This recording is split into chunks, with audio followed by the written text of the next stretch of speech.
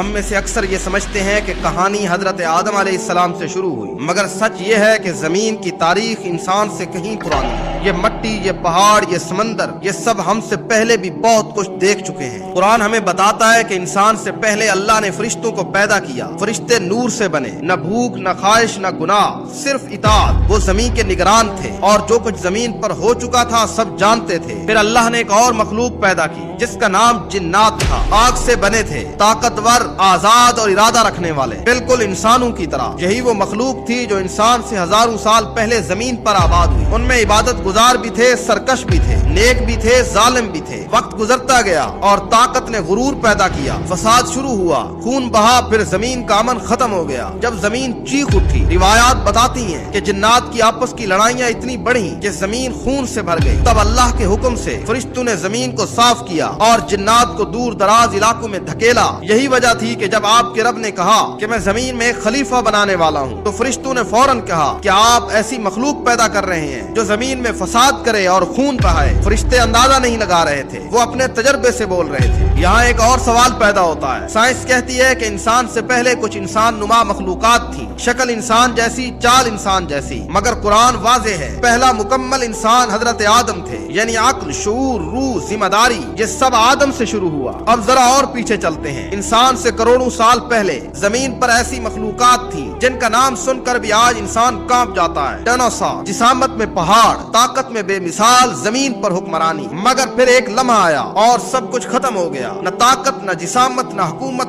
کچھ کام نہیں آیا۔ یہی اس زندگی کا سب سے بڑا سبق ہے۔ زمین نے طاقتور جنات دیکھے، دیو ہیکل جانور دیکھے، ترقی یافتہ مخلوقات دیکھی، سب کچھ مٹ گیا۔ ہم سمجھتے ہیں کہ ہم اس زمین کے مالک ہیں، مگر سچ یہ ہے کہ ہم سے پہلے بھی یہ سوچ رکھنے والے آئے تھے اور وہ کہانی بن گئے۔ انسان کو خلیفہ بنایا گیا، مالک نہیں، اور جو خلیفہ مالک بننے کی کوشش کرے تاریخ اسے مثال بنا دیتی ہے۔ تو پھر یاد رکھو کہ اگر ہم سے پہلے ہم سے زیادہ طاقتور مخلوقات نہیں بچ سکی تو میں اور آپ پھر کس بھرم میں؟